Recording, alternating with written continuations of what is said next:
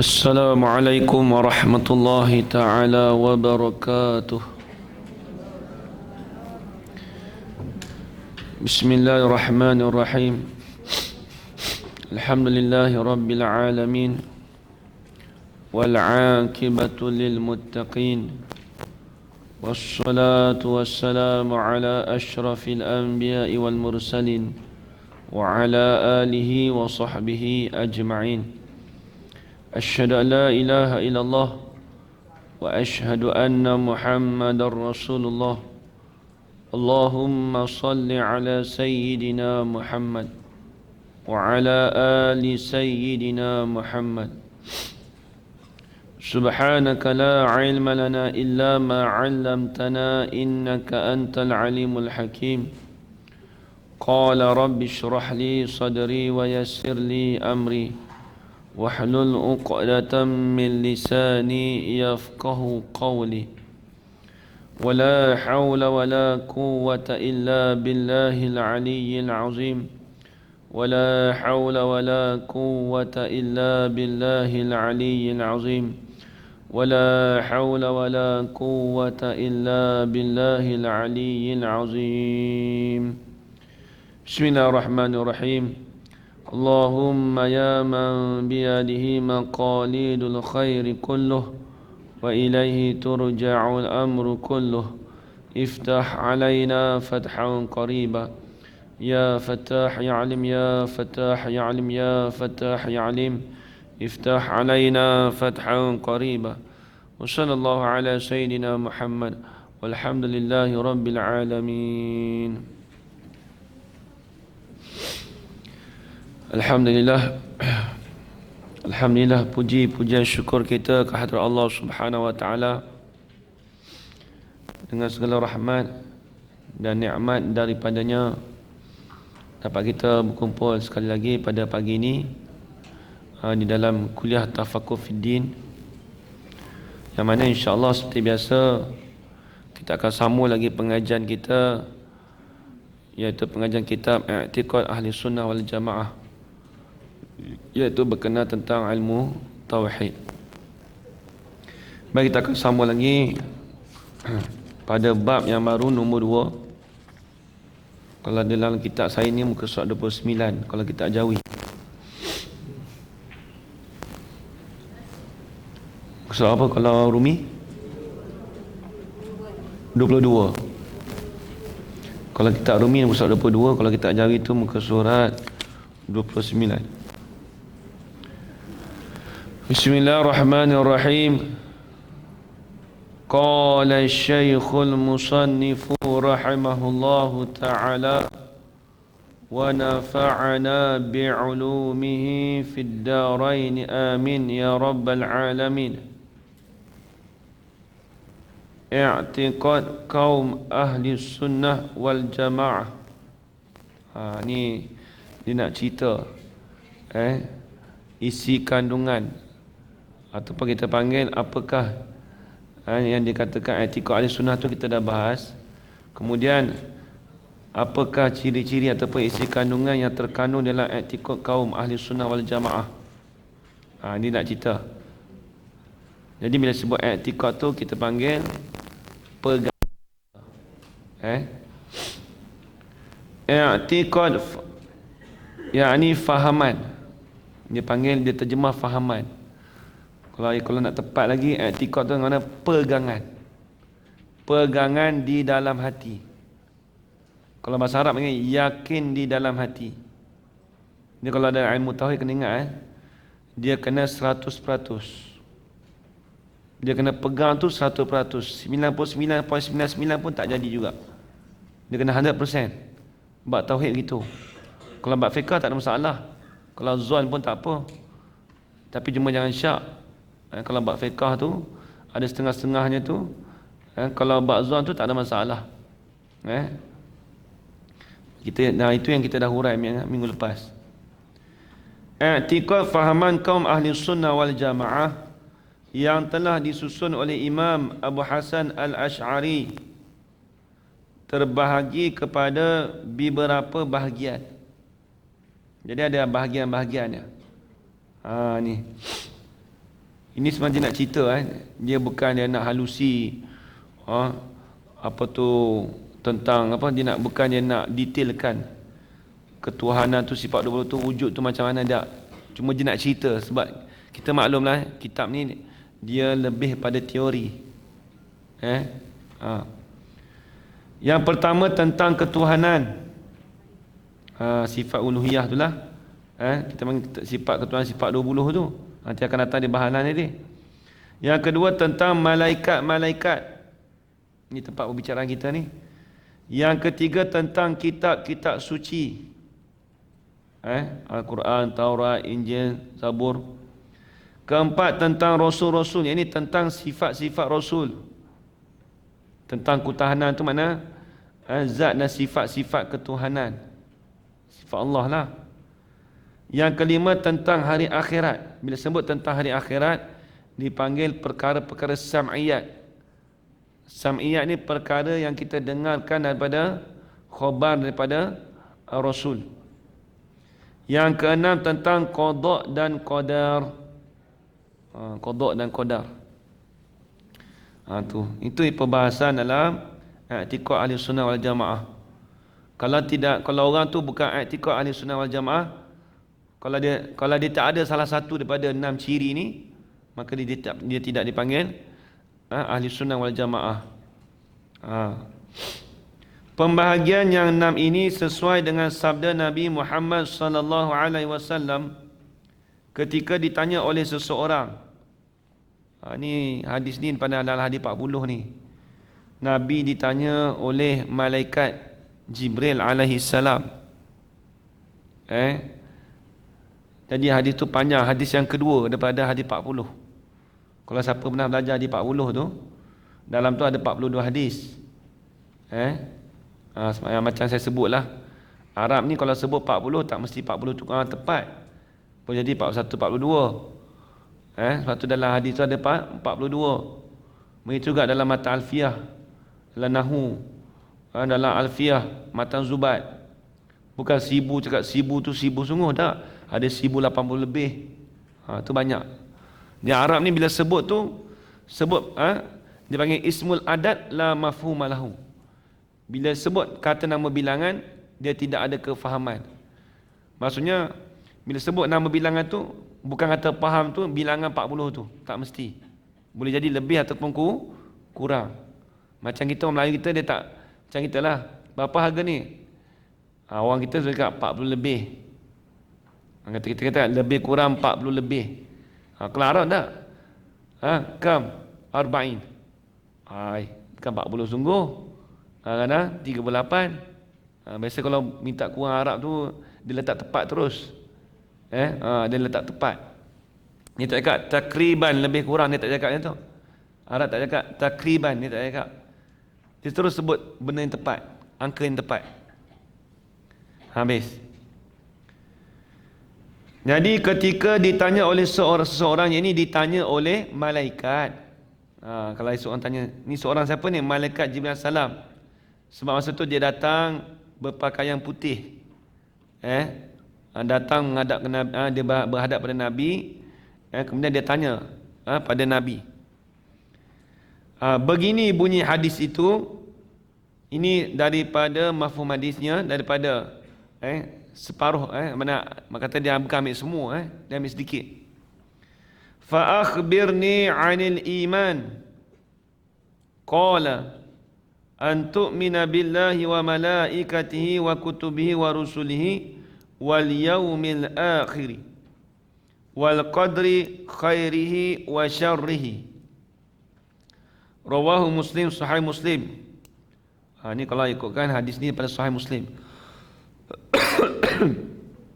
Dia dalam juzuk pertama Safha 22 muka surat 22. Artinya, maka beritahulah kami wahai Rasulullah. Sebenarnya kami tu dengan mana saya, aku. Bukan kami ramai. Maka beritahulah kami wahai Rasulullah tentang iman. Nabi Muhammad menjawab, engkau mesti percaya kepada adanya Allah malaikat-malaikatnya, kitab-kitab sucinya, rasul-rasulnya, hari akhirat dan qada qadar. Dia kata nasib baik dan buruk. Bukan maksudnya nasib ni bahasa orang Indonesia. Maksudnya perhitungan di antara baik dan buruk. Baik dan buruk tu datang daripada Allah. Dia panggil qada dan qadar. Itu perbahasan yang rumit. Kalau dalam ilmu tauhid tapi mungkin tak dibahas dalam ni lah. Kalau dalam kitab-kitab besar tu dibahas. Baik. Pertama ni tentang ketuhanan. Apa dia tentang ketuhanan kita nak belajar?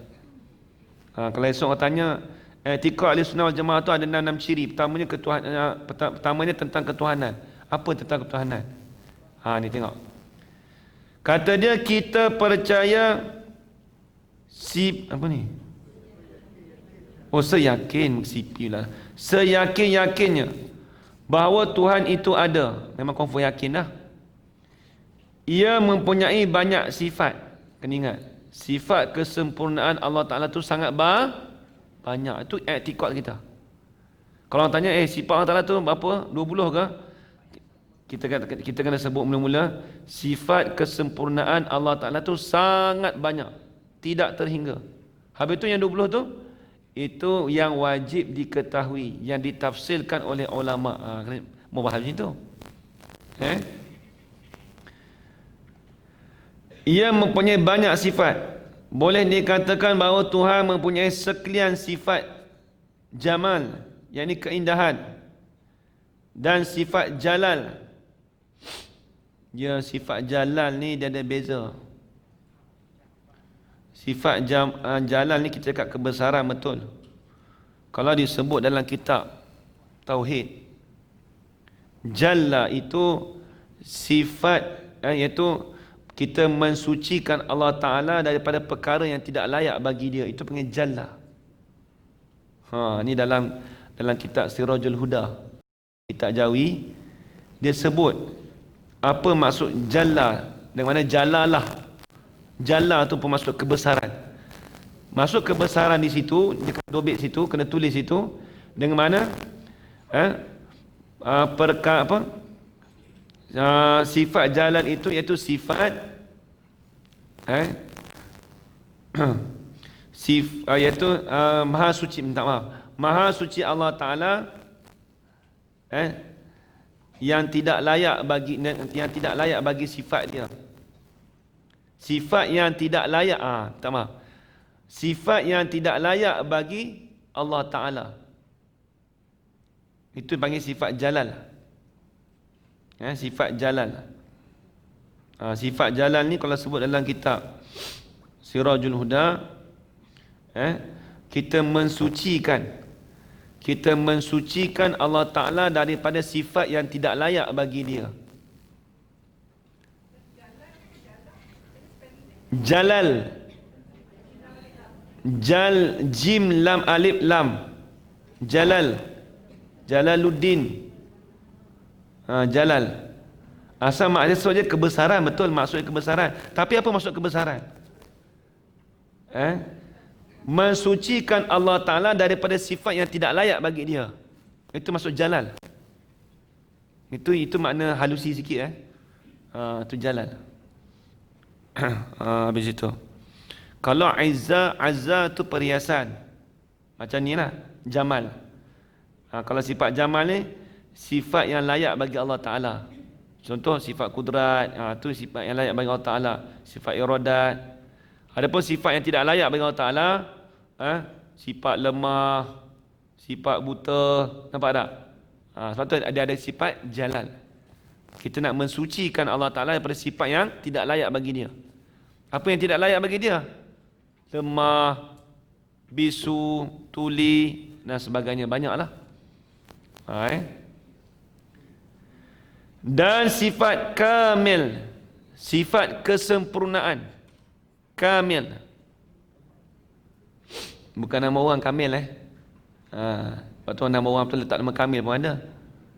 Yang sempurna. Kamil. Muhammad Kamil, contoh nama orang. Sempurnalah, yang sempurna. Itu dari segi nama. Habis. Tetapi sungguh pun kata sifat Allah Ta'ala tu banyak, tetapi yang wajib diketahui dengan terperinci oleh setiap orang Islam yang sudah baligh dan berakal ialah, tengok, ni mukallaf.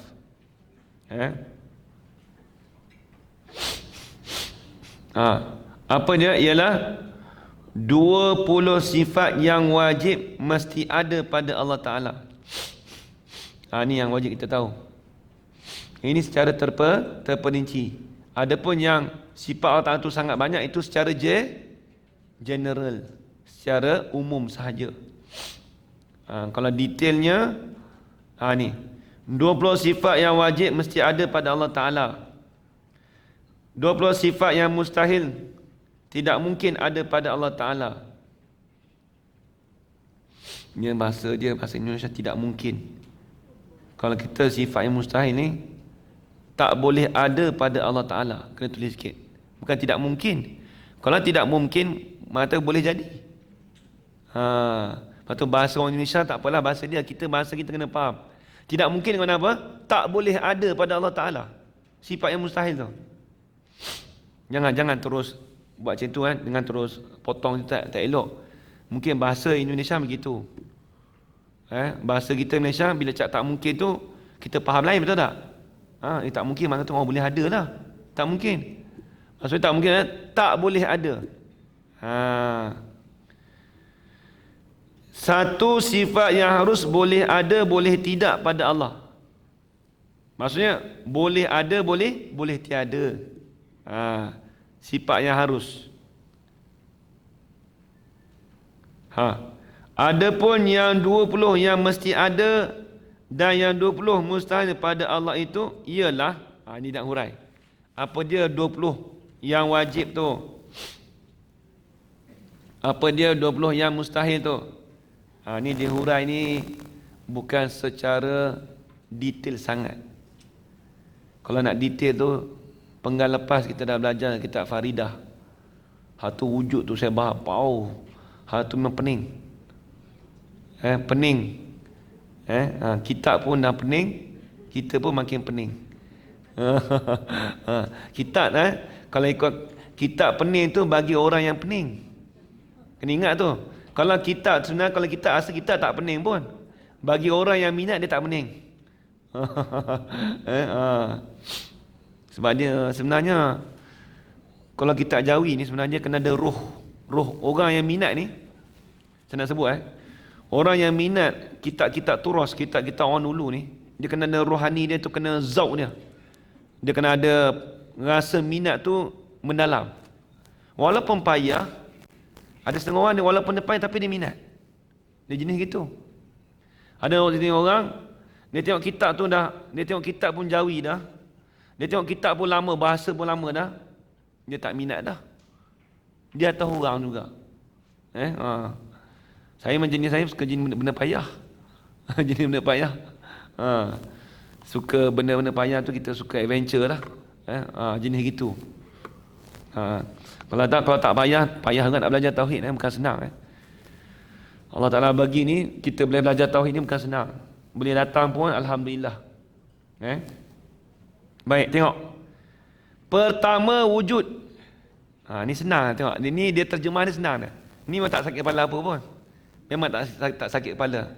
Baca sendiri pun boleh ni. Tapi bila dibahaskan, tu sakit kepala. Artinya Tuhan ada. Senang tu. Macam kita sekolah rendah tu. Mustahil ia tidak ada. Nampak tak? Setakat tu je. Kalau dalam kitab Faridah, dalam kitab Durus Samin, dalam kitab Aqidatun Najin, dalam kitab Sirajul Huda, dalam kitab Faridatul Faraid, dalam kitab Misbahul Munir, kitab-kitab Jawi yang rare-rare tu, tu dia bukan bahas ada tak ada, bukan itu dia bahas. Dia bahas ada tu macam mana. Tapi sini setakat tu je. Baik. Ni nak bagi dalil. Dia bagi dalil apa ni? Dalil apa dia panggil ni? Dalil akli. Dipanggil dalil akli. Bukti atas adanya ada Allah, bukti atas adanya ada Tuhan itu ialah adanya alam ini. Ni bukti ni panggil dalil. Kita panggil dalil. Bahasa Arab panggil bukti. Tengok dia buat andaian. Kalau Tuhan yang menjadikan alam ini tidak ada, tentulah alam ini juga tidak akan ada. Yalah. Kalau kita kata Tuhan macam itu tak ada, macam mana nak jadi alam ni? Nampak tak? Dipanggil kias mantiki.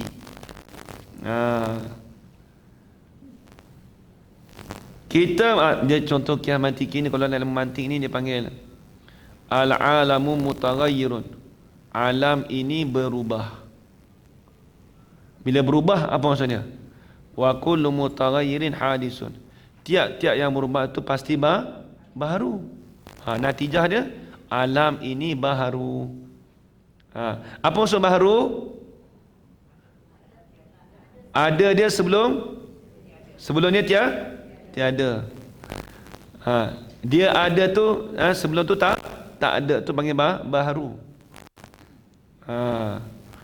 Ada dia tu terdahulu dengan tiada, tu panggil baharu. Orang tanya baharu tu apa Ustaz? Baru ke? Tak. Maksudnya baharu tu ada dia tu sebelum dia tak ada.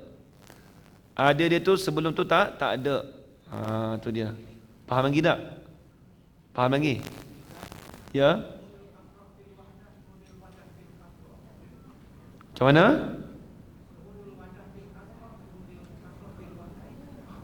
Tu masalah tasawuf tu. Syuhud tu fil kasrah wahdah. Dalam kitab ni.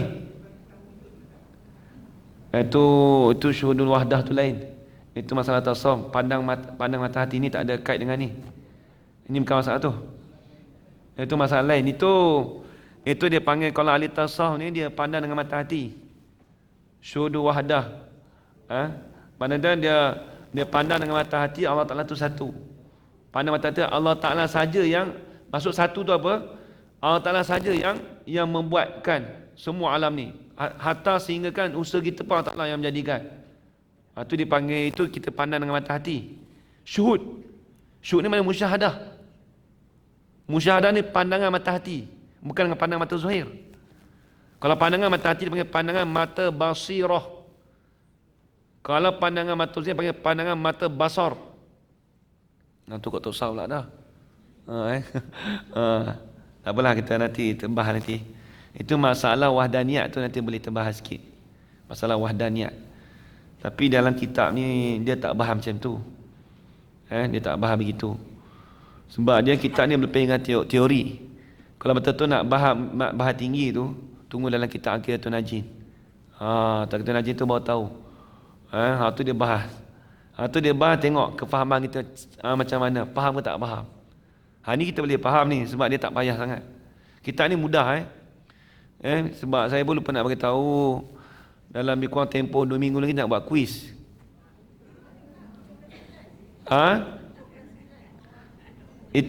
Itu kata, itu dalam SOP kata saya 2 minggu lagi. Hujung bulan yang saya dapat. Saya dah tahu awal. Tapi saya pun tak tahu kuis macam mana saya nak buat. Saya pun tak nampak lagi, nanti kena tanya penyelia lah. Saya pun tak tahu, nanti kena tanya orang, apa yang orang lama. Kita kena tanya anak murid balik. Kita, Tok Guru kena tanya anak murid macam mana buat. OJT, kena type lah. Oh, baca je.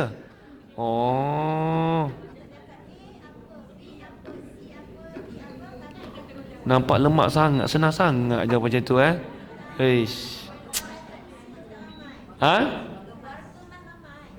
Tak, kalau orang cakap itu senang sangat.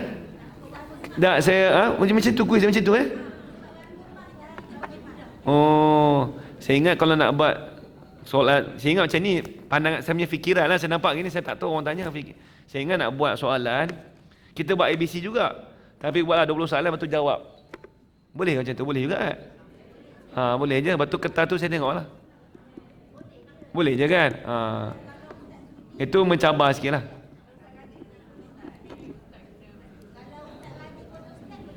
Boleh je. Nanti kita bincang dengan penyelia nanti macam mana. Sebab dia mungkin ada yang baru punya, saya pun tak faham juga. Tu baca baca betul, tanya, tunjuk. Tak boleh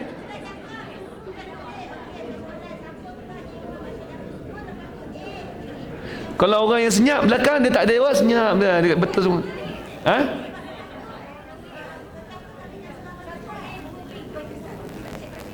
Oh, macam tu okay. Senang jawapan tiru orang tu kata ya, aku pun ya juga.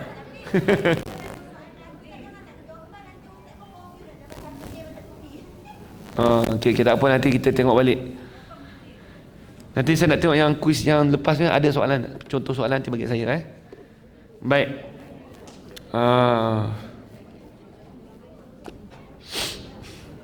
Jadi ya.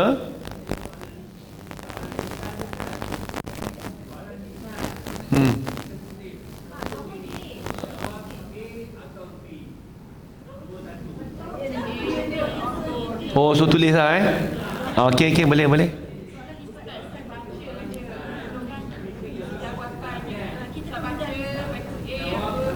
Tapi yang AB tu memang kena ada soalan, kena ada kertas daripada penyelia.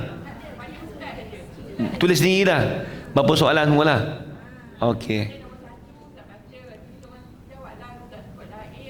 Kita pun tak biasa sebab benda ada kuis Dulu ngaji kat pondok tak ada macam tu, kita tak biasa. Tiba-tiba macam ni, jadi terkejut, tak apalah, baguslah bagi saya baru tu, jadi bagus juga senang lagi kita okey, baik. Baik, tengok lagi. Kita melihat dengan mata kepala adanya alam. Tengok, patut cakap ni bukan syuhud. Ni bukan makna syuhud.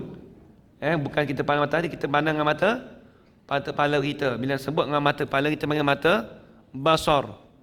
Dia panggil mata ni kita nampak dengan panca indera. Ini suatu bukti bahawa yang menjadikannya ada, yang menjadikannya itulah Tuhan. Senang dia punya bahasa. Baik. Ni tak payah kot kita nak urai sangat. Kalau kita melihat suatu rumah sudah jadi, cantik kelihatannya, sudah tentu kita yakin bahawa ada tukang yang membuatnya. Itu maklumlah. Kita tahu dah, tengok rumah cantik dah ni. Siapa dia buat ni? Lepas tu dia pun cakap, ini daripada syarikat ni. Bukan syarikat tu buat, anak koli dia yang buat. Pada hakikat dia. Kita yakin tidak mungkin rumah itu akan jadi sendiri tanpa ada tukang yang membuatnya. Ini maklum. Ini dalil akal ni mudah. Dalam kitab ni, dalil akal dia mudah. Kalau kita tengok dalam kitab Faridah, itu payah-payah saja. Firman Tuhan dalam Quran begini, Subhanahu huwallahul wahidul qahhar. Az-Zumar. Artinya, amat suci ia Allah, ia Tuhan yang esa lagi gagah. Tu. Firman Tuhan lagi. Ini nak cerita kata apa? Allah tu wujud. Ni dalil semua panggil dalil apa ni? Yang ni pula dalil apa ni? Nakli, dalil Quran. Kalau dalil Quran ataupun hadis panggil dalil nakli. Kalau dalil itu tidak ada Al-Quran ataupun nas hadis, kita panggil dalil tu akli. Tu kena ingat. Itu basic Firman Tuhan lagi, ma yakunu min najwa salasatin illahu rabi'uhum wala khamsatin illahu sadisuhum wala adna min zalika wala akthara illa huwa ma'hum aina ma kanu. Al-Mujadalah. Artinya tiada yang berbisik bertiga melainkan ia yang keempat. Tiada yang berbisik berempat melainkan ia yang kelima. Tiada yang berbisik berlima melainkan ia yang keenam. Tiada kurang dari itu, tiada lebih dari itu melainkan ia bersama di mana mereka berada. Ini pun dalil juga kata Allah Ta'ala tu ada di mana-mana saja, tidak bertempat. Maksudnya berbisik tu maksudnya orang di sini duk cakap sini. Allah Ta'ala tu satu. Allah Ta'ala tu maha mendengar. Teranglah bahawa Tuhan ada dan ia mengetahui apa yang terjadi di langit dan bumi. Sampai ia Allah Ta'ala tu mengetahui bisikan-bisikan hati seseorang. Allah Ta'ala tahu bisikan hati yang kita cakap dalam hati. Bisikan hati ni maksudnya bercakap dalam hati. Itu pun Allah Ta'ala tahu. Allah Ta'ala mendengar. Allah Ta'ala mendengar dengan sifat apa? Sifat sama'. Habis itu tengok kedua. Ni tak ada nak payah sangat. Saya tak mau bagi detailkan. Kita baca kitab je. Kejap lambat habis kitab ni. Memang lambat pun kitab ni habis pun. Kedua, kidam. Tuhan bersifat kidam. Artinya tidak berpermulaan adanya. Maksudnya tidak ada permulaan. Kitab tu berpermulaan ke permulaan? Oh, tidak ada, dia tak tulis tidak berpermulaan, tak ada. Awak dia lain. Oh, dia tak tulis, artinya tidak berpermulaan adanya, tak ada tulis. Awak dia ubah kitab tu Rumi tu.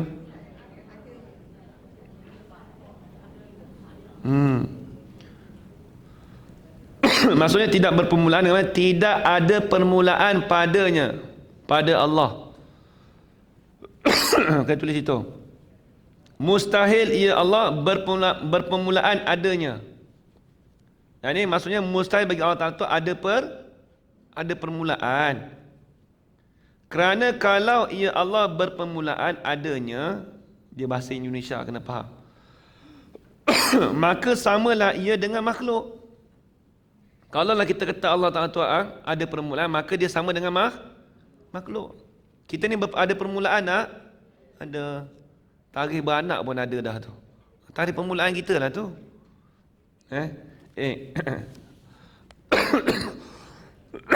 Kalau orang tanya kita esok, tarikh permulaan kau hidup bila? Tarikh beranak dah lah. Tapi dia ayat tarikh permulaan. Habis. Kalau ia sama dengan makhluk, maka ia bukan Tuhan. Kalau Allah Ta'ala tu sama dengan makhluk, maka dia bukan Tuhan. Tuhan ni dia tidak ada permulaan. Sebab tu kita kena tahu, sebab tu tauhid kita ni, kita belajar tauhid ni dia kena pegang sungguh. Sebab dia tak mau jadi kita ikutan kalau ada fahaman-fahaman sesat tu. Dia kata mengaku Tuhan ke mengaku Rasul tu. Kalau kita belajar tahu, kita boleh tahu dah. Kalau dia kata aku ni Tuhan, contoh dia mengaku Tuhan, kita pun percaya, Tuhan. Lepas tu dia bagi kita duit banyak, contoh, ni Tuhan betul ni. Kalau kita belajar tahu, kita tahu dah. Dia pun baru beranak. Saya nak tanya awak lahir bila? Dia pun bagi tahu saya lahir sekian. Tuhan apa ni baru lahir ni? Baru ada siap ada tarikh lahir. Kalau Tuhan mesti tak ada tarikh lahir. Cakap gitu. Tu yang kita pelik lah, yang jalan-jalan sesat zaman sekarang ni. Orang boleh ikut tu macam mana agak? Akidah dia tak kuat. Bukan tak kuat macam mana, dia tak belajar. Bukan masalah kuat tak kuat. Dia kuat tak kuat ni dia masalah kita belajar. Bila tak belajar macam dia nak tahu. Bila dia tak tahu maka dia tak kuat lah akidah dia. Tu tengok. Selain daripada itu, kalau ia Allah berpermulaan adanya, maka siapakah yang menjadikan makhluk yang terdahulu daripadanya? Jadi siapa pula jadikan makhluk sebelum tu? Habis itu. Dalil dari Quran atas kidam Tuhan ialah huwal awwalu wal akhiru wal zahiru wal batinu wa huwa bikulli syai'in alim. Al-Hadid. Artinya ialah Tuhan yang tidak berpermulaan adanya dan pula tidak berkesudahan adanya. Ialah yang lahir wujudnya.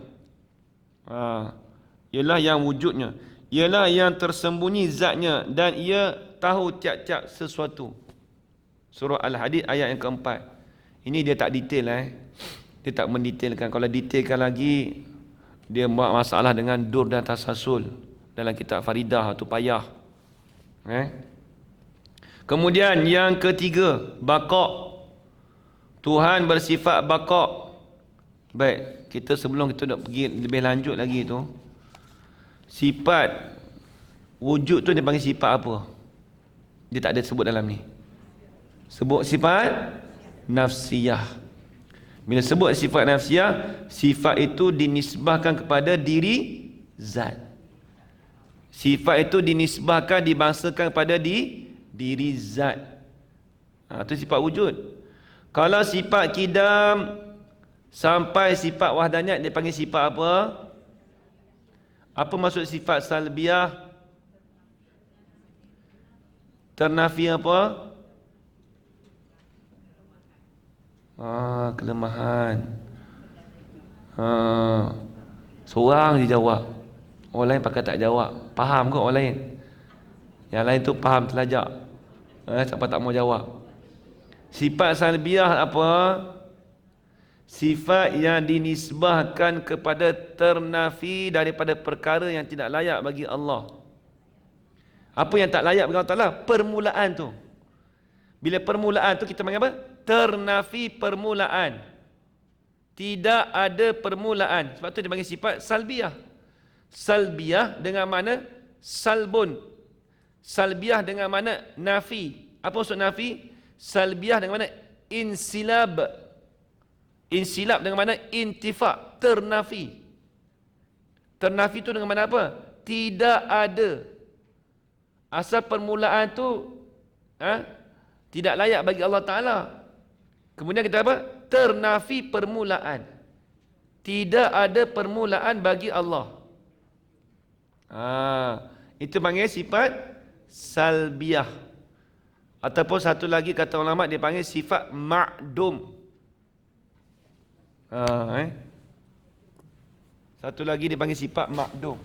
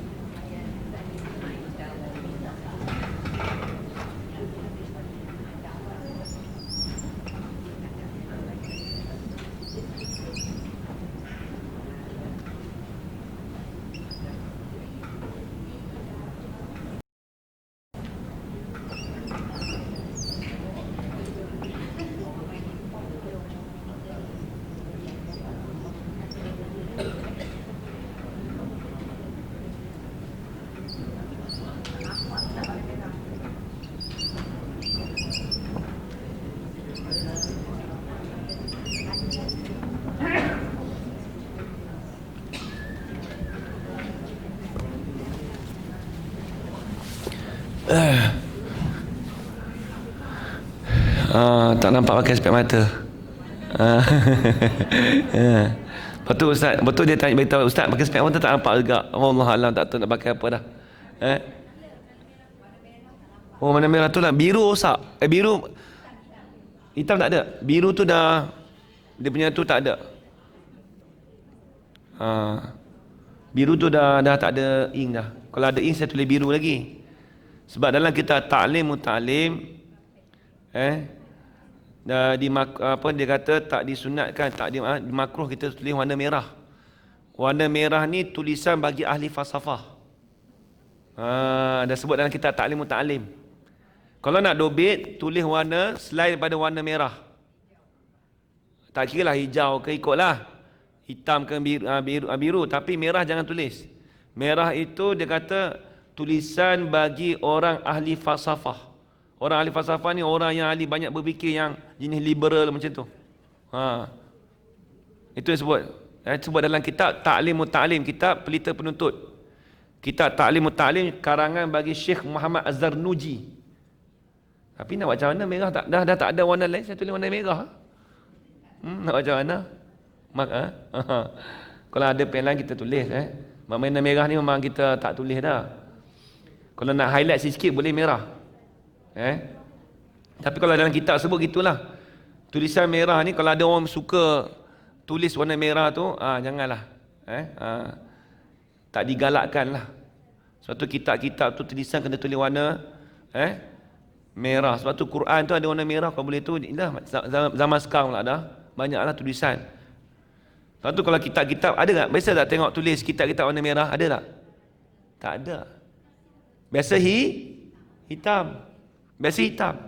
Tak ada tulisan-tulisan warna merah, tak ada. Kalau ada warna merah tu, itu golongan ahli falsafah. Tu dia. Ahli falsafah Yunani lah. Orang golongan liberal, orientalis lah. Tu. Tapi nak buat macam mana, saya pun dah tak ada pen tulis merah lah. Tapi nak cerita dalam kitab lah. Habis.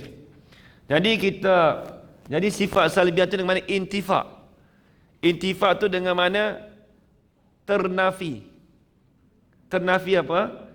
Ternafi sifat yang tidak layak bagi Allah Ta'ala. Apa dia? Permulaan. Contoh. Kita kata permulaan tu apa? Yang tidak layak bagi Allah Ta'ala. Betul tak? Kemudian kita apa? Ternafi permulaan. Apa maksud ternafi? Tidak ada permulaan bagi Allah. Satu. Baqa'. Tidak ada kesudahan bagi Allah. Dua. Apa lagi pula? Mukhalafatu ta'ala lil hawadis. Tidak apa? Tidak sama dengan makhluk. Nampak tak? Tidak. Ternafi sama dengan makhluk. Itu semua dia panggil sifat salbiyah. Dia panggil sifat ataupun panggil sifat makdum. Makdum ni ternafi. Kita pun ada sifat makdum juga. Contoh macam mana kita? Saya dah bagi dulu dah. Contoh macam mana? Sifat makdum. Sifat makhluk ni nafsi pendek peka tu. Tidak ada adik-beradik. Contoh kita sebut satu je. Saya anak tunggal. Apa maksud anak tunggal? Tidak ada adik-beradik. Tidak ada adik-beradik itu panggil sifat salbiah. Ternafi. Ternafi adik-beradik. Saya anak sulung. Apa maksudnya? Ternafi kakak, ternafi abang. Maksudnya apa? Tak ada abang, tak ada kakak. Saya anak bongsu. Tak ada adik. Tak ada adik itu panggil sifat makdum. Tak ada. Bukan mula-mula ada, kemudian tak ada. Tak ada. Tak ada berawal lagi. Tak ada adik. Dia panggil sifat makdum atau panggil sifat salbiah. Tu nisbah makhluk. Orang ni mandul Apa mandul? Tak ada anak. Orang ni miskin. Tak ada harta. Tak kaya. Maklum, kita maklum dah miskin. Orang ni duduk. Tak berdiri. Tu semua makdum lah tu. Salbiah. Nampak lagi contoh tu. Contoh tu kena tulis. Sebab kadang-kadang kita terlupa contoh.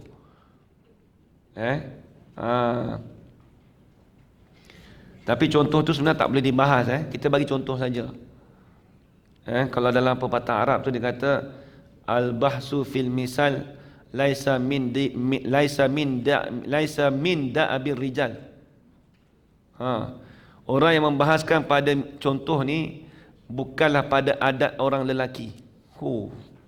Dalam bahasa lelaki tu asal perempuan lelaki sekali lah.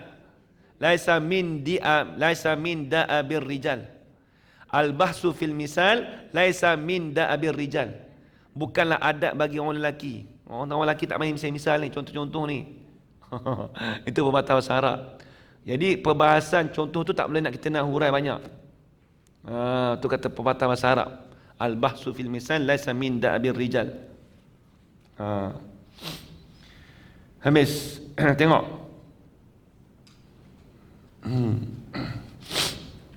Kemudian tu sifat salbiah. Kalau seorang tanya sifat salbiah tu kita tahu dah. Ni dia tak tulis ni sifat salbiah. Dia tak tulis, sebab tu saya bagi tahu. Nanti ingat apa ni turun masuk sifat 20 ni. Ni panggil sifat salbiah. Baik, kita teruskan lagi. Tuhan bersifat baqa', artinya baqa' ialah kekal selama-lamanya. Apa maksud kekal selama-lamanya? Dia tak tafsir itu. Maksudnya apa? Tidak ada akhir, tidak ada kesudahan. Mustahil ia akan lenyap, habis. Itu kata dia lah. Tuhan tidak mungkin akan habis. Tuhan tidak mungkin akan lenyap. Kerana kalau ia tidak ada lagi, maka siapakah yang menjadi Tuhan sesudahnya? Tengok. Ini panggil dalil akli. Tuhan kekal buat selama-lamanya, dan ia Tuhan akan mengekalkan pula syurga dan neraka bersama penghuni-penghuninya. Baik. Kekal syurga dan neraka tu, kekal dia tu dipanggil wajib apa? Ni soalan kuis pula. Dah belajar. Baik, kita tahu Tuhan tu dia kekal selama-lama, tapi dia tidak ada permulaan. Syurga neraka kekal selama-lama, tapi ada permulaan. Baik, kekal itu saya nak tanya, kekal itu wajib apa? Lama sangat tinggal kitab.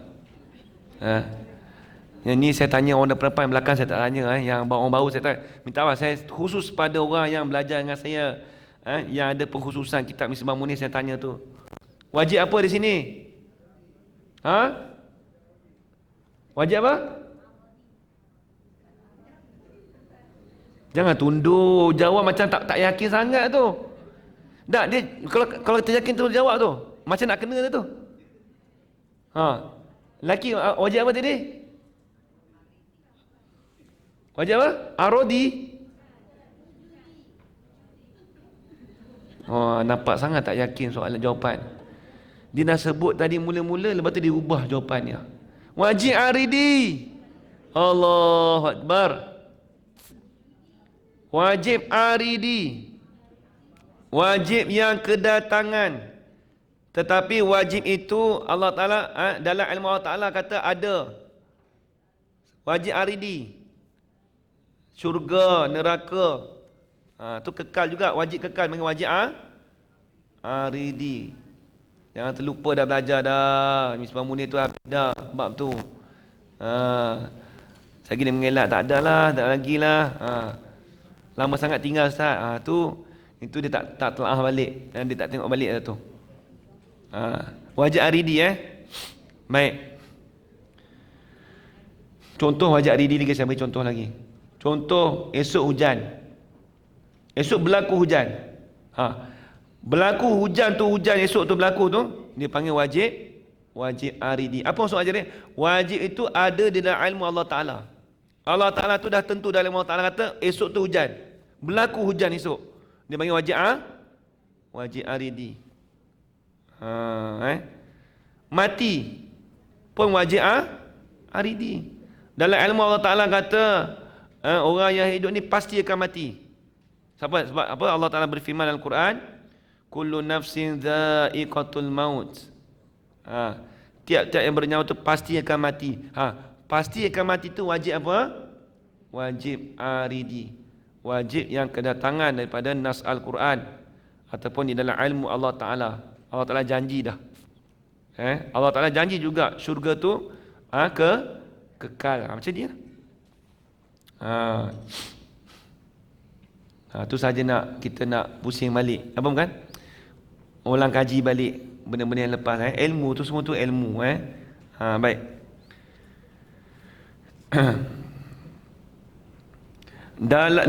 Dalil dalam Al-Quran bahawa Tuhan bersifat kekal ialah, ni dalil. Dia panggil dalil naqli. Kullu syai'in halikun illa wajhah. Al-Qasas. Surah Al-Qasas ayat ke-88. Artinya segala sesuatu akan lenyap kecuali zatnya. Zat Allah. Habis. Keempat, mukhalafatuhu ta'ala lil hawadis.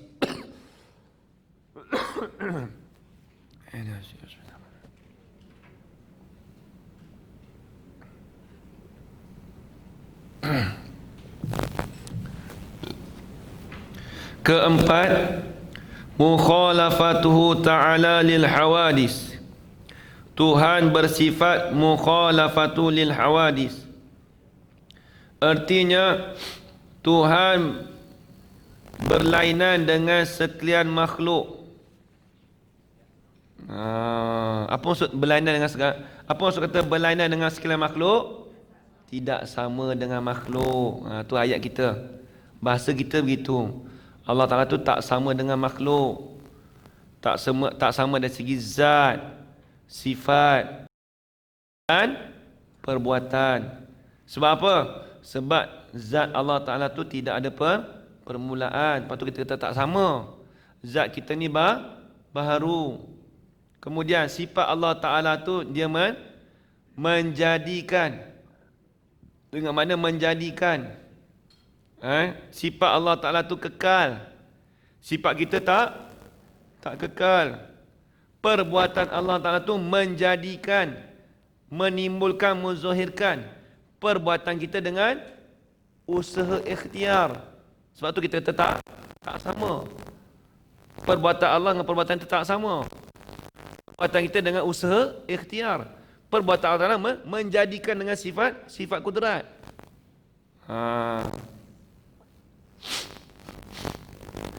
Kalau habis itu mustahil ya Allah serupa dengan makhluknya. Itu mustahil. Kalau Tuhan serupa dengan makhluk, maka ia bukan Tuhan lagi.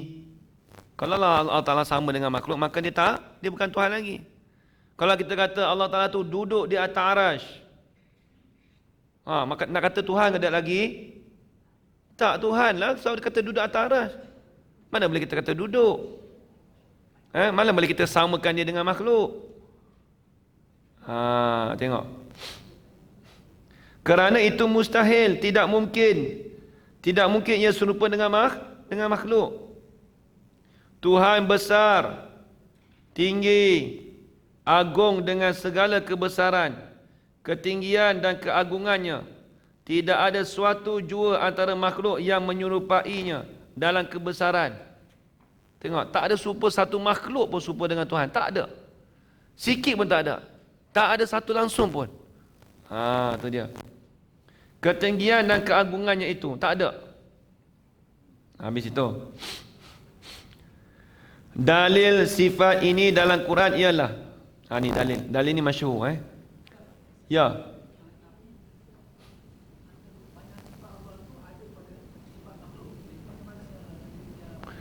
Bukan kata banyak sifat Allah Ta'ala ada sifat makhluk. Dia bukan itu Contoh kita kata dalam sifat kita kata kuasa. Okey, kita kata Allah Ta'ala tu berkuasa, kita pun kuasa. Tapi kuasa Allah Ta'ala tu dengan menjadi dengan sifat kudrat. Kuasa kita boleh menjadi dengan sifat kudrat kita dengan usaha ikhtiar. Kita kata sama, bukan sama tu tak sama. Nama je sama. Tapi bila terperincikan tak sama. Sebab tu kena takwil. Apa takwil? Sarful lafzi an zahirihi. Kita palingkan lafaz daripada makna yang zahir. Makna zahir bukan kehendak. Dengan makna yang lain. Kita kata aku menjadikan engkau. Kita kata kita sebagai ayah, aku jadikan kau ni, kau tak ingat ke?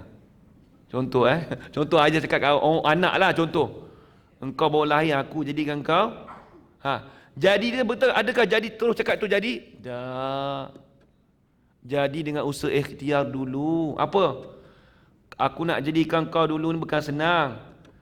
Nak kena masuk minang mak kau dulu, kena bayar 10,000 dulu. Dah contoh usaha ikhtiar, usaha dulu. Aku nak kena usaha dulu, nak kahwin dulu. Bukan senang, betul lah. Itu masa orang kata jadi kita. Jadi Tuhan tak. Allah Ta'ala menjadikan kita dengan apa? Sifat kudrat dia. Dengan muafakat dengan sifat iradah, Allah Ta'ala jadikan makhluk. Nampak tak? Sama ke tak? Tak sama. Nampak ke je? Tak sama. Walaupun lafaz tu sama, tapi tak, dari segi aplikasi ni tak sama. Bila dihuraikan tu, dibahas tu tak sama. Saya berkuasa Ustaz. Allah Ta'ala tu berkuasa. Tengok kuasa apa?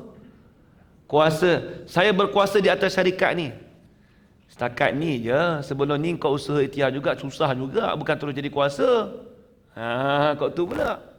Nampak tak? Semua dia ada usaha ikhtiar. Dia panggil iktisab. Bahasa Arab panggil iktisab. Kena ada usaha ikhtiar. Makhluk ni dia tak lepas daripada iktisab. Alif kaf ta sa sin alif ba, iktisab. Usaha. Makhluk ni dia tak lepas daripada usaha ikhtiar. Habis itu. Nampak lagi je baik. Tengok lagi. Laisa kamisli syai'un wa huwas samiul basir. Surah Asy-Syura. Artinya tiada yang menyerupainya sesuatu jua. Tak ada sesuatu pun menyerupai Allah Ta'ala. Lagi pula ia mendengar lagi melihat. Lagi pula Allah Ta'ala tu mendengar lagi pula melihat. Habis. Kemudian kelima. Dia kitab ni dengar, dia rasa macam ngantuk je kan. Pakat senyap semua. Allah Akbar. Maksudnya dia tauhid dia begitu. Kita tauhid dia begitu. Memang begitu. Bukan ni saja. Saya belajar dulu pun waktu saya belajar pun kawan-kawan pun ada begitu juga. Mengantuk pun ada. Dia haba orang minat tauhid bukan senang. Dia kena mendalami dulu tengah. Dia kena ingat belajar tauhid tak rugi. Kita kena Tuhan, tak rugi. Kalau kita kata ustaz saya tak minat tapi nak mendalami tak ada masalah. Nak kena Tuhan. Lagi bagus, lagi kita kena Tuhan itu benda wajib. Nampak tak? Tak salah. Cuma payah sikit je. Rasa mengantuk sikit, Allah, dengar benda biasa daripada kecil duk dengar qiyamu ta'ala binafsih. Memanglah dengar daripada kecil, tapi faham ke tak? Kena tanya balik. Baik. Sesiapa yang mengatakan bahawa Tuhan duduk serupa duduk kita di atas kerusi. Tengok dia cakap. Tengok dia bahas. Sesiapa yang mengatakan bahawa Tuhan duduk serupa dengan duduk kita di atas kerusi. Atau turun serupa turun kita dari tinggi atau mempunyai muka serupa muka kita. Atau mempunyai kaki serupa kaki kita. Maka orang itu menentang ayat ini dan ia menurunkan darajat Tuhan. Tengok. Seolah-olah kata menurunkan darajat Tuhan. Menurunkan martabat Tuhan seperti makhluk. Dia panggil orang ahli mujassimah. Orang yang mentajisimkan, orang yang menjisimkan Allah Ta'ala tu dengan makhluk. Seolah dia menentang ayat ni, dia kata. Contoh dalam Quran banyak. Ar-Rahmanu 'alal 'arsy istawa. Tuhan bernama Rahman itu duduk di atas arasy, bukan duduk sungguh. Yadullahi fawqa aydihim. Tangan Allah di atas tangan mereka itu. Nak terjemah tangan. Kemudian wajhu rabbika dzul jalali wal ikram. Tuhan, muka Tuhan kamu itu hai Muhammad yang amat besar lagi pula yang amat mulia. Tuhan ada muka ke? Cuma kena takwil. Muka di situ dengan mana? Zat. Yadullah, tangan di situ dengan mana? Sifat kudrat, kekuasaan Allah. Ar-Rahmanu 'ala 'arsy istawa, duduk situ dengan mana? Istaulat, dengan mana? Allah Ta'ala memerintah di atas arasy. Bermula nama Allah Ta'ala bernama Rahman itu memerintah di atas arasy, bukan duduk di atas arasy. Allah Ta'ala perintah sebab arasy tu makhluk dia. Mana mungkin dia makhluk tiba-tiba Allah Ta'ala tu berhajat pada makhluk dia. Itu perkara yang mustahil. Tu dia. Habis itu. Kelima, qiyamuhu binafsih. Tuhan Allah bersifat qiyamu binafsih. Artinya ialah bahawa Tuhan berdiri sendiri, tidak memerlukan pertolongan orang lain. Dia terjemah gitu bahasa orang Indonesia. Dia kata apa? Tuhan berdiri sendiri, tidak memerlukan pertolongan orang lain. Maksudnya apa? Kita terjemah, Qiyamu ta'ala binafsih,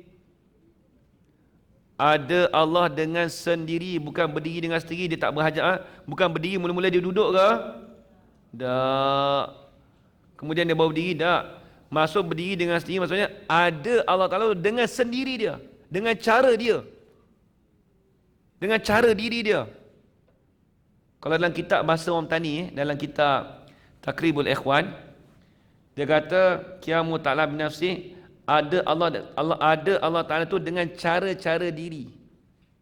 Dalam kitab Takribul Ikhwan, karangan Ayah Deskam. Dia tak terjemah berdiri Allah Ta'ala sendiri, dia tulis ada Allah Ta'ala dengan cara-cara diri.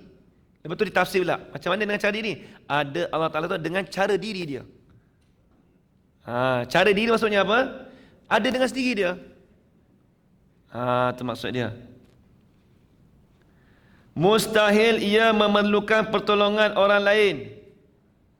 Mustahil Kalau memerlukan pertolongan lain itu dipanggil berhajat pula. Kalau ia memerlukan pertolongan orang lain, maka Allah ialah lemah. Jadi lemah pula. Tidak sempurna dan tidak berhak jadi Tuhan. Jadi dia tak berhak jadi Tuhan. Habis itu, Tuhan Allah kuasa gagah, tegak berdiri sendiri, tidak memerlukan pertolongan siapa jua pun. Tu bahasa dia. Maksudnya Allah Ta'ala tu berkuasa, dia ada tu dengan cara di diri dia. Dia tidak memerlukan pertolongan siapa jua pun. Tu dia. Habis. Dalil sifat ini dalam Quran ialah, ni kitab sifat 20 ni kita tak mau urai panjang Nanti insya-Allah kita urai panjang ni kitab ni bila masuk dalam habis kitab ni, insya-Allah esok nanti bila dah masuk tahun yang seterusnya kita masuk Aqidatul Najim baru kita bahas. Ni kita dah belajar dah dulu dalam kitab apa? Faridatul Faraid. Dah bahas dah. Ini kita sampai 12.30 kan? Okey, baik, baca lagi.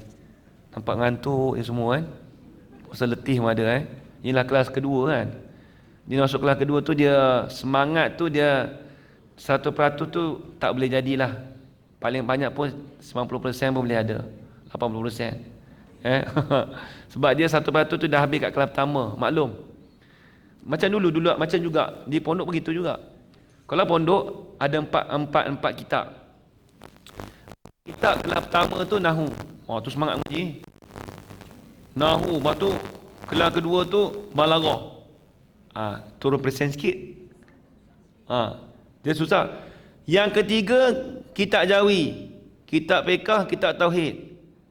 Yang ketiga tu Fiqh tu okey lagi. Yang keempat tu Tauhid tu banyakkan tidak. Keempat letak Tauhid pula dah. Allah Akbar. Memang sedap tidur lah kat pondok lah. Dia letih sebab nak kena fikir. Masa tu ngaji kitab Jawi, Aqidatul Najim lah. Allah, kena fikir tok guru kalau jenis dah mengantuk dah, dia letak pen terus dah. Kau sini lah. Saya dulu gitu lah. Ada setengah bila dah ngantuk sangat, teramat ngantuk dah. Bila kitab nombor 4 tu kita dah tak ada persen dah.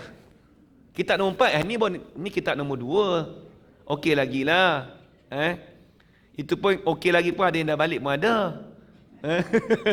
Ada yang dah balik pun ada juga. Saya dulu memang tak boleh balik. 4 kitab terus duduk dalam pengajian, duduk terus dalam tu 2 jam setengah. Duduk dalam tu straight. Duduk memang tak gamak lah nak balik. Ustaz, Tok Guru saya nak pergi tidur balik. Mana boleh, kena jekah lah. Dah ngantuk tidur situ juga. Ni okey lagi lah 2 buah kitab. Kalau 4 buah kitab memang letih. Saya faham. Saya pernah mengalaminya, saya faham. Baik. Kemudian dalil sifat ini dalam Quran ialah Innallaha la ghaniyyun 'anil 'alamin. Surah Al-Ankabut ayat yang ke-6. Artinya bahawasanya Allah tidak memerlukan makhluk. Tengok, senang dia punya tafsir. Sesungguhnya Allah Ta'ala tu kaya Allah Ta'ala daripada alam. Maksudnya dia tidak memerlukan alam. Itu dia pendek, dia terjemah secara mafhum tu. Kalau ikutkan terjemah sebenarnya, sesungguhnya Allah Ta'ala la ghaniyun. Kalau orang belajar bahasa Arab tu, lam tu dia masuk lam al-muzahlaqah. Lam tu dipanggil khabar pada kata innallah. Innallaha la ghaniyun. Sesungguhnya terkaya ia Allah daripada alam. Kalau maksud dia begitu. Alam tu dengan mana makhluk. Tu. Itu panggil alam. Alam kullu mawjudin ma siwallah. Kullu mawjudin ma siwallah. Kullu mawjud siwallah. Tiap-tiap yang ada selain daripada Allah Ta'ala dipanggil alam. Habis. Keenam, wahdaniyat. Tuhan Allah bersifat wahdaniyat. Artinya wahdaniyat esa. Tuhan Allah Maha Esa. Ini senang dia terjemah. Baca sendiri pun boleh. Apa maksud esa? Nak tanya balik. Tidak berbilang-bilang. Kena tulis situ. Esa dengan mana? Tidak berbilang-bilang. Semua tidak. Kita panggil sifat salbiyah, intifak, ternafi. Baik. Mustahil ia berbilang-bilang ramai. Kalau ia ramai tentu timbul perselisihan atau perbezaan faham antara mereka. Memanglah. Kalau Allah Ta'ala tu, kalau kata Tuhan tu ada 2, 3, akan berlaku timbul perselisihan dan perbezaan. Macam kita lah. Cuba kalau letak CEO tu satu tempat tu 3 CEO. Confirm dia tak sama. Hak ni jenis lain, kawan ni jenis perangai lain, hak ni kawan jenis perangai lain, tak sama. Kalaulah sekolah tu ada dua guru besar, pening kepala. Guru besar ni kata aku nak ni, dah tak boleh aku nak buat ni. Macam mana? Siapa nak ikut? Sebab tu dia satu. Tengok dalam dunia Perdana Menteri, ada 2 Perdana Menteri ada? Ada satu je. Dia mesti ada satu. Kalau ada 2, dia akan jadi persefahaman dia akan berlaku tidak berlaku persefahaman. Dia akan berlaku. Sebab tu kena satu. Itu makhluk. Tuhan lagilah tak boleh ada. Mesti kena satu. Makhluk pun dah jadi begitu dah mesti faham. Kan? Kalau Tuhan lagilah. Aku nak jadikan langit. Dah, aku nak jadikan bumi dulu. Dalam kitab apa Misbah Munir dia sebut. Aku nak jadikan langit. Kawan ni jadikan langit, kawan ni jadikan bumi. Tiba-tiba dia dah jadikan langit, dia jadikan bumi. Lemah tak kedua-dua? Lemah juga. Sebab apa? Sebab yang jadikan bumi tadi tak dapat jadikan langit. Yang jadikan langit pula tak dapat jadikan bumi. Maka kedua-dua tu lemah. Nak jadi Tuhan ke? Tak boleh jadi Tuhan. Nampak tak? Itu panggil dalil akli. Nampak tak? Itu disebut dalam kitab Misbah Munir. Misbah Munir tu cerah. Dia punya contoh tu bagus. Habis. Sebab tu dia kata di sini, kalau ia ramai tentu timbul perselisihan atau perbezaan faham antara mereka dan akan binasalah alam ini. Sebab apa? Kerana yang satu membawa ke hilir dan yang lain membawa ke hulu.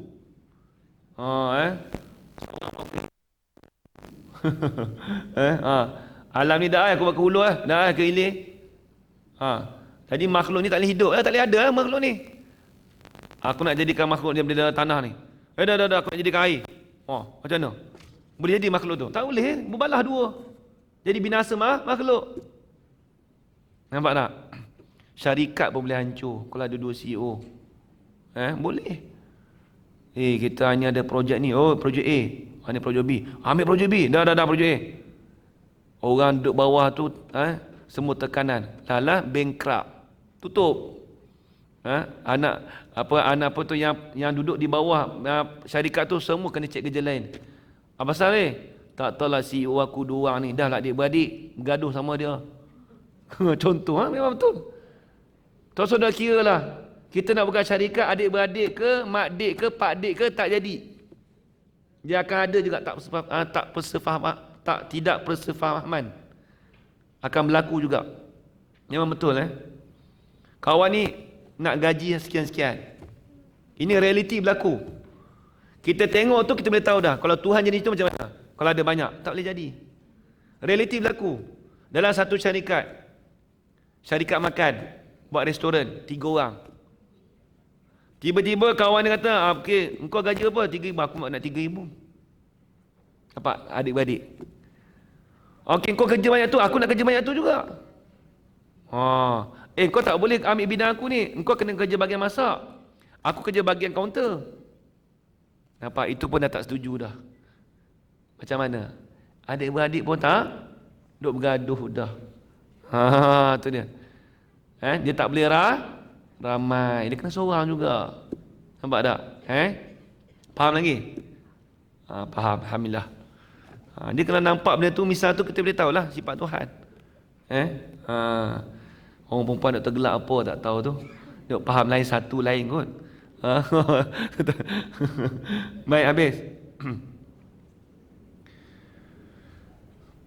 Dalil sifat ini dalam Quran ialah wa ilahukum ilahu wahidun la ilaha illahu. Al-Baqarah 163. Dan Tuhanmu ialah Tuhan yang esa, tiada Tuhan selain dia. Ini dalil nakli. Surah Al-Baqarah 163. Baik, habis. Kemudian kita masuklah sifat kudrat. Sifat kudrat ni maksudnya sifat apa? Sifat ma'ani pula. Baik, dalam ini dia tak bahas. Apa itu sifat ma'ani? Saya nak tanya.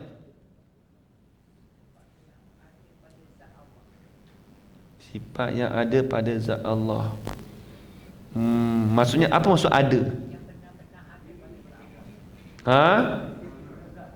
Apa? Berdiri pada zat. Mana sifat tu berdiri pada zat.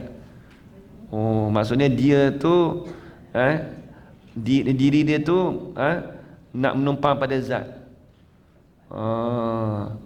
Banyak kita khilaf antara pelajar TFD pun khilaf juga tu. Siapa boleh jawab? Takkan tak tahu kot. Apa sifat ma'ani? Saya dah tanya sifat ma'ani. Seorang tak boleh. Orang lelaki. Saya selalu orang lelaki belakang-belakang suka jawab. Syahid apa ini? Orang perempuan belah depan yang belajar dengan saya selalu. Sifat ma'ani sifat apa? Apa dia? Siapa ni? Kak apa ni? Lupa dah. Ni. Ya, lupa dah suami dari Kemboja nama-nama ni. Ini apa dia? Sifat ma'ani. Apa dia? Laki apa sebut tadi? Orang tak sebut gitu. Orang tanya sifat ma'ani. Diri sifat ma'ani tu apa maksud sifat ma'ani? Bukan kata sifat ma'ani tu sifat irodat. Berdiri pada zat.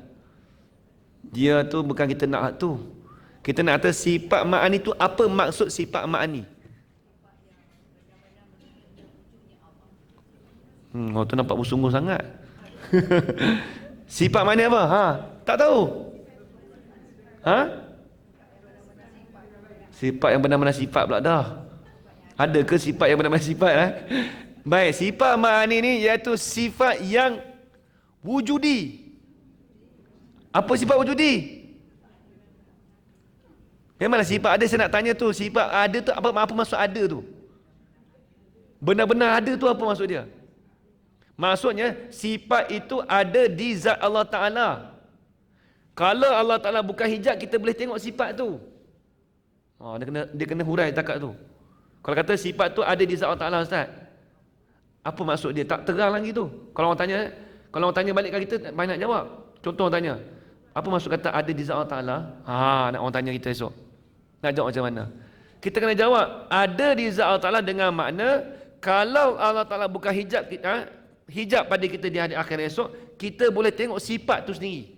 Sebab sifat tu ada. Sifat salbiah tak ada. Sifat salbiah kita faham sahaja. Nampak lagi? Cuba fikir jauh. Mendengur orang lelaki macam ni. Letak kepala. Macam ni ya. Berkerut dahi tu, Allah Akbar. Baik, saya ulang balik. Sifat ma'ani dipanggil sifat yang wujudi. Satu dulu, okey. Apa maksud sifat wujudi? Sifat itu ada di zat Allah. Setakat tu tak faham lagi tu. Kalau orang tanya esok, apa maksud ada di zat Allah Ta'ala? Kalau orang tanya esok, ada di zat Allah Ta'ala dengan makna, kalau Allah Ta'ala buka hijab pada kita di hari akhirat esok, nescaya kita boleh tengok sifat itu sendiri. Diri sifat itu ada. Tak faham? Apa yang tak faham? Buka hijab ni contoh. Sebab apa? Sifat wujudi, sifat itu boleh kita dapat dengan salah satu daripada panca indera yang 5. Jangan terlupa sifat wujudi. Kita boleh dapat iradat kalau Allah Ta'ala buka pada kita akhirat, bukan di dunia ni. Kalau Allah Ta'ala buka hijab, kita nampak benda tu sendiri. Contoh ni, nampak wujudi. Nak bagi nampak lagi ni, makhluk ni. Handset ni nampak tak? Nampak? Nampak hasil ke nampak handset? Nampak handset, diri handset tak? Betul tak? Diri handset nampak. Biru nampak? Nampak tak biru? Nah, ajar ni. Dia tak faham. Nampak biru? Nampak biru? Nampak hasil ke nampak biru? Nampak biru ke nampak hasil? Saya nak tanya dia. Nampak hasil ke? Nampak biru lah. Kalau tak nampak biru, mana buta warna lah. Allah Akbar. Itu panggil panca indera yang 5. Dia panggil sifat wujudi. Maksud diri handset tu kita nampak. Diri benda tu kita nampak. Begitu juga kalau Allah Ta'ala buka hijab pada kita, diri sifat ma'ani tu Allah Ta'ala beri pada kita, kita nampak terus. Macam mana Ustaz? Wallahu'alam. Itu tak usah dah bahas lah. Tak usah dah bahas benda tu. Itu bukan perbahasan kita. Perbahasan kita sifat ma'ani tu kalau Allah Ta'ala buka hijab. Apa buka hijab? Maksudnya kita boleh nak Allah Ta'ala buka hijab pada mata kita, kita boleh tengok sifat tu di hari akhirat. Kata ulama, lau kushifal hijabu la ra'ainahu. Jikalau dibukakan akan hijab, nescaya kita boleh tengok sifat ma'ani Allah Ta'ala. Baik, saya nak tanya, sifat sabiah boleh tengok ke tak? Boleh tengok? Sebab apa? Dia tak ada. Apa maksud tak ada? Apa maksud tak ada? Saya tanya balik. Apa maksud tak ada? Sebab apa maksud benda kata tak ada tu sebab apa? Tak boleh dapat dengan panca indera. Itu maksud kata tak ada. Bukan kata sifat salbiah tu, wujud tu tak, kidam tu tak ada. Bukan maksud kidam tak ada. Kita bahas diri sifat kidam tu ada ke tak ada. Dia panggil amru i'tibari, faham saja. Bila sebut kidam sedia, apa maksud sedia? Tidak ada permulaan. Tidak, diri sifat tidak ada permulaan tu ada ke tak? Tak ada, tapi faham saja. Bukan nampak benda tu di permulaan, bukan gitu. Amru i'tibari lawan dengan sifat wujudi. Nampak lagi tak? Baulah tu, bau teringat weh. Bau teringat lah. Nak terang tu macam tu baru faham. Dia satu-satu tu. Dia nak bagi orang faham senangnya. Kalau nak bagi orang faham senangnya. Kalau orang tu tak ada tanya soalan, dia faham lah tu. Contoh macam Haji cakap tadi, sifat ma'ani tu ada di zat Allah Ta'ala. Saya boleh tanya lagi tu, macam mana yang dikatakan ada di zat Allah? Kalau saya tanya tu nak jawab macam mana Haji? Dia tak boleh nak jawab tu.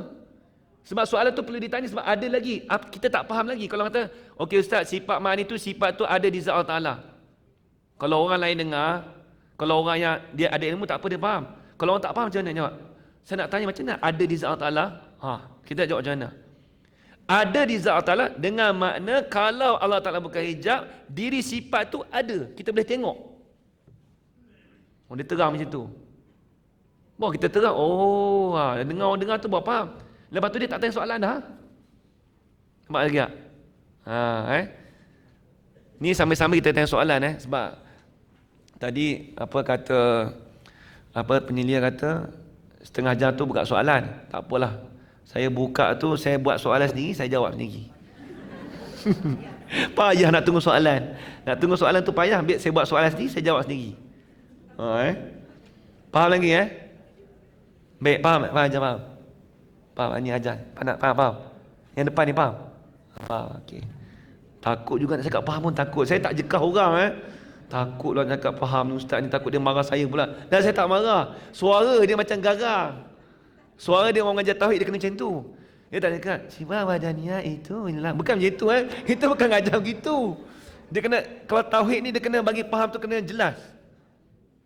Dia bukan cakap awak semua faham okey. Dia tak cakap gitu Dia suara tu dia kena garang sikit. Dia buat tauhid tu macam tu. Dia memang dia kena garang sikit. Tok Urai Saleh tu dia jekah halu dah. Dia cengih, orang ngajar tauhid ni dengan cengih sikit. Habis. Yang mana ni? Siapa tak tanya? Okey.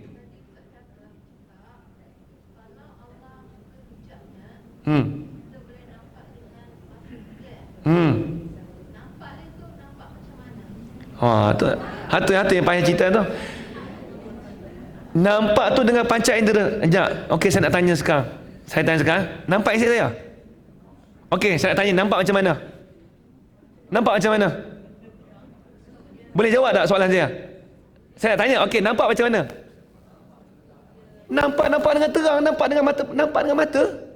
Boleh tanya jawab. Okey, saya nampak isi Ustaz. Okey. Kamu tu orang tanya pula. Nampak macam mana? Isi saya. Nampak real? Headset? Itu yang boleh jawab. Kalau tengok Allah Ta'ala esok sifat ma'ani, nampak tu? Nampak tu dengan betul-betul sifat ma'ani. Tapi tengah tanya macam mana kaifiat dia Ustaz? Tu kita tak boleh jawab lah. Itu bukan perbahasan kita. Tidak ada kaifiat, kita tak boleh nak bahas lah sifat ma'ani tu rupanya. Kita tak boleh kata bahas rupa macam mana, tak boleh bahas lah tu. Cumanya kita boleh nampak dengan mata kita. Kalau Allah Ta'ala buka hijab. Kalau Allah Ta'ala buka, kalau tak buka, bukan semua makhluk Allah Ta'ala buka. Orang kafir tak buka. Nak tengok zat ni macam mana, sifat ma'ani dia macam mana. Nampak lagi?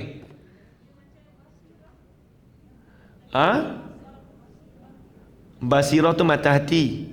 Kalau basar tu dengan mata pandangan. Yang kita bahas kat sini panca indera dengan pandangan mata kepala. Ingat disebut tadi. Pandangan dengan mata kepala. Tu dia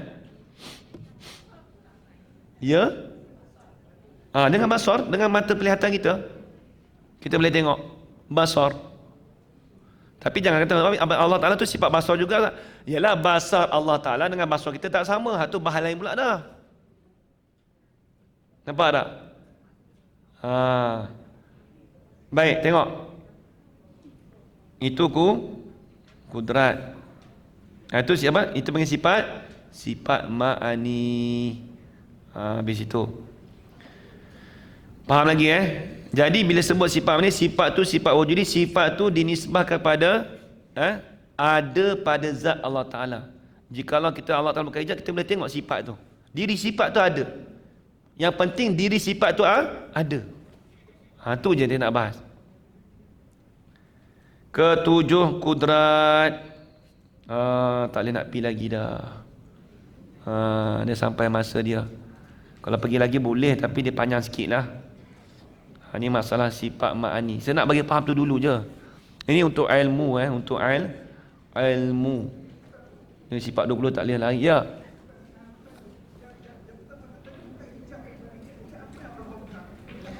Hijab tu maksud hijab dengan mana? Pandangan kita.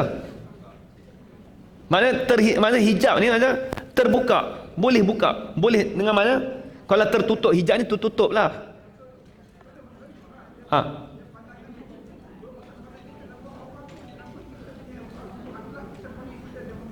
Nak pandangan kita betul-betul. Mata kepala kita, panca indera yang boleh tengok. Diri panca indera mata tu boleh tengok. Kalau Allah Ta'ala buka hijab. Kalau bukan fardu takdir ni andaian, bukan kata confirm. Tengok sifat ma'ani tu. Tengok pada sifat ma'ani. Sebab tu Allah Ta'ala berkata, kita boleh tengok zat dan sifat ma'ani saja yang ada. Sifat yang wujudi dua saja, zat dan sifat ma'ani. Sifat salbiah bukan sifat ma'ani. Sifat salbiah bukan sifat wujudi. Sifat wujud bukan sifat ma'ani, sifat nafsiah dipanggil. Sifat ma'nawiyah bukan sifat wujudi. Dia benda wujudi saja kita boleh tengok. Baik, nanti kita bahas minggu depan. Minggu depan kita cuti hari Khamis. Maulidur Rasul. Hari Khamis. Katanya lepas dah tu kuis. Soalan apa nak bagi ni Forum nanti saya nak rujuk, nanti nak tanya Kak Ita macam mana soalan tu. Soalannya saya baca Padahal saya akan tulis lah. Saya tulis dulu. Berapa soalan biasa kuis? 20 soalan? 20 macam sikit sangat, sejam setengah 20 soalan tu. Pada habis kat apa tu sirah tu, tak habis lagi 10 soalan tu. Ya. Kelas. Dia ada kelas terus, ada kelas. Kuis berapa minit? 20 minit kelas. Kuis. Saya orang baru, minta maaf. Kita orang baru, kita tak tahu. Kuis pun saya tak tahu. Saya pun tak pernah ambil kuis kat dulu. Kita pun tahu, tak apalah. Kita belajar pun boleh tahu jugalah benda-benda tu kan. Ada kuis-kuis kan. Okey, balik. Baik, terima kasih. Nanti insya-Allah kita sambung lagi. Jadi sekarang itu saja. Yang baik itu datang dari Allah SWT, dan lemah itu datang diri saya sendiri. Aku qouli hadza wa astaghfirullah li wa lakum. Wassalamualaikum warahmatullahi taala wabarakatuh. A'udzu billahi minasyaitonir rajim. Bismillahirrahmanirrahim. Alamin wassalatu wassalamu ala asyrafil anbiya'i wal mursalin wa ala washabihi ajmain. Allahumma rzuqna 'ilman nafi'an wa rizqan halalan tayyiban mubarakan fihi wa 'amalan maqbulan wa sa'adatad darain. Amin ya rabbal alamin. Rabbana atina fid dunya hasanah wa fil akhirati hasanah wa qina 'adzabannar. Wa sallallahu ala sayyidina Muhammad wa ala alihi wa sahbihi wa baraka wa sallam. Alhamdulillahi rabbil alamin. Taqabbalallahu minkum minna wa minkum taqabbal ya karim.